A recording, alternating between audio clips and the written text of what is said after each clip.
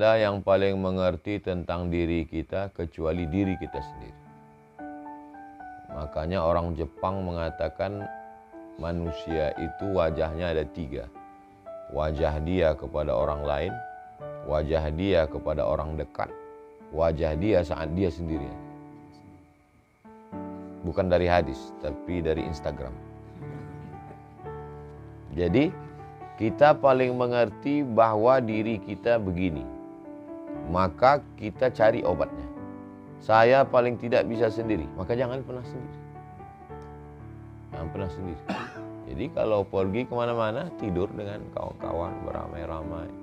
Kalau di rumah dengan istri, dengan anak, hindari untuk sendiri.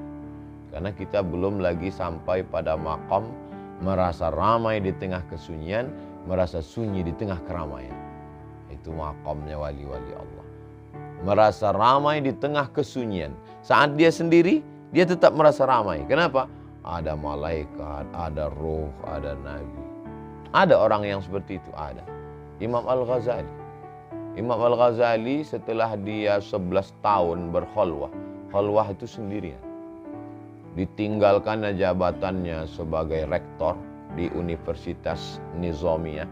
Nizamul Muluk, nama sultannya membuat Universitas Nizamiyah. Dia jadi rektornya. Imam Ghazali kalau dia berjalan, 70.000 orang pengiring di belakang. Saking kan hebatnya. Lalu kemudian dia melihat semua kehebatan, popularitas, jabatan ini hanya melalaikan hatinya. Ditinggalkannya semuanya.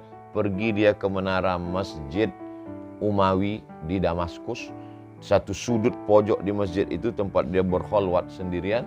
Maka disebut pojok itu Zawiyah Al-Ghazali. 11 tahun. Sampai pada puncaknya apa kata dia? Dia melihat malaikat dan ruh orang-orang soleh, wali-wali. Jadi kalau sudah sampai pada level itu tak pernah merasa sendirian. Bagaimana mau buat dosa, nampaknya malaikat itu. Nah, jadi kita belum sampai ke level itu. Ya ayyuhalladzina amanu taqullah, takutlah kamu kepada Allah, wa kunu ma'as shadiqin, hendaklah kamu bersama orang yang shadiq. Tak cukup hanya sekedar takut kepada Allah, wa kunu ma'as shadiqin, hendaklah bersama orang yang shadiq. Bersama orang. Jadi kalau misalnya ana di kamar hotel sendirian, minta kawan nih sama Fadil, sama Ustadz kalau khawatir sendiri. Ya Ustadz, tapi kan mandi gak mungkin sendirian. Mandi yang cepat-cepat, yang ekspres. Tak usah terlalu berlama-lama. Hindari hal-hal yang kira-kira membuat kita jerumus dalam dosa. Saya paling tak tahan melihat perempuan. Jangan tengok perempuan. Tapi tak terhindarkan tengok perempuan. Istri kan perempuan juga. Kata guru saya dulu, almarhum Ustadz Hafiz Yazid, kalau engkau melihat perempuan di jalan, lalu waktu itu dia ngomong itu di kelas, anak masih SMP. Kalau engkau ketemu perempuan di jalan, dia waktu itu dia ceramah, terpukau dengan perempuan itu, baliklah ke rumah. Karena sesungguhnya apa yang ada pada perempuan itu ada juga di rumah. Kata dia. Dia sedang mengatakan bahwa setiap permasalahan yang dihadapi orang ada solusinya. Bahwa setiap kita ini punya penyakit. Macam-macam penyakit orang. Ustadz Somad, saya ini tak bisa dekat dengan laki-laki. Padahal dia juga laki-laki. Berarti benar sebenarnya laki-laki. Itu lebih berat dari ujian kita. Ada orang yang macam itu. Berat ujian. Itu berat itu. Itu mesti pakai psikolog, psikiater. Terindikasi homoseksual. Dan tak ada yang paling mengerti itu. Kita, diri kita sendiri yang paling mengerti. Nah, jadi kita obati diri kita. Ada usaha, ada ikhtiar, ada zikir, ada salawat, ada doa. Tapi kembali lagi, itu pun juga ujian dari Allah. Maka kita minta kepada dia, ya muqallibal qulub. Makanya kejahatan itu dibagi pada 2. Inna sholata tanha 'anil fahsya wal munkar.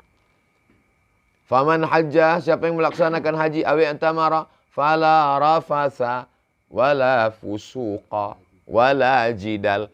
Ternyata ada 3. Tidak hanya sekedar fahsya dan munkar, tapi ada rafasa, ada fusuk, ada jidal. 3. Rafasa seksual. Fusuk kejahatan non-seksual. Jidal, tidak seksual, tidak mungkar, bukan korupsi, tapi lisan. Jadi ada orang secara seksual dia soleh, setia kepada istri. Tidak homo, tidak kejahatan seksual. Secara mungkar juga dia tidak mungkar, tidak korupsi, tidak makan haram. Tapi lidahnya. Ada pula orang lidahnya santun, lembut, dan dia tidak korupsi. Tapi kenanya di seksual. Ada pula orang seksualnya santun, baik, tidak nakal, tidak neko-neko, tidak macam. Lidahnya juga, tapi masalah duit. Jadi kita selalu ada tiga. Kesempurnaan adalah tentu selamat tiga-tiganya. Seperti Nabi Muhammad SAW.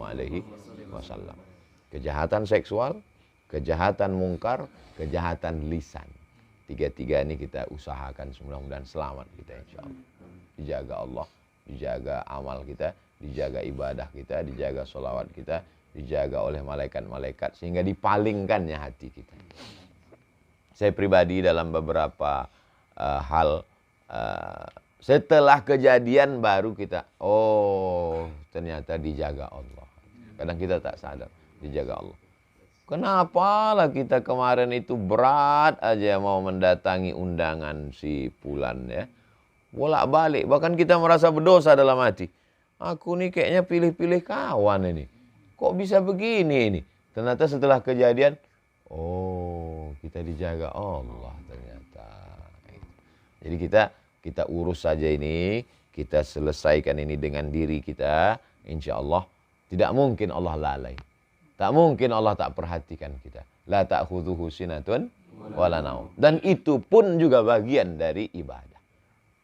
Walladzina jahadu fina, orang yang bermujahadah melawan hawa nafsunya untuk mendekatkan diri pada kami, lanahdiyannahum subulana.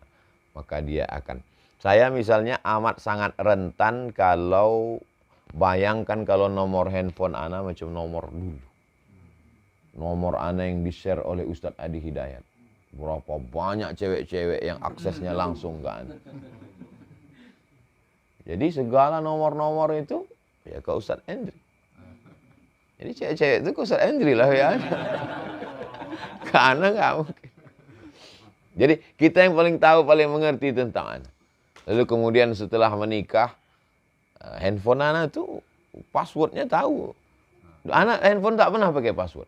Sebelum menikah tak ada password. Cuman ternyata pas sedang ceramah, begitu dibuka, dia udah nelpon banyak. Rupanya handphone ini kalau tergeser-geser, dia geser sendiri dan miss call sendiri. Ah, ini harus dipakaikan password. Anak tak pandai cara buat password. Anak kasih ke istri anak. Coba buatkan password. Dengan itu menjaga diri kita. Supaya kalau tak mungkin saya akan WA orang macam-macam kan. Nah, itu jadi kita sendirilah yang paling mengerti tentang diri kita. Dan kita sendiri juga yang tahu bagaimana langkah pencegahannya. Dan kita sendiri juga yang paling tahu bagaimana cara kita curang. Nah, itu jadi tentu kehidupan anak tak sama dengan kehidupan Pak Haji, dengan kehidupan sahabat-sahabat. Nah, jadi pahami sendiri. Itu yang tak ada dalam Quran, tak ada dalam hadis. Nah, teknis prakteknya itu kita pahamkan sendiri.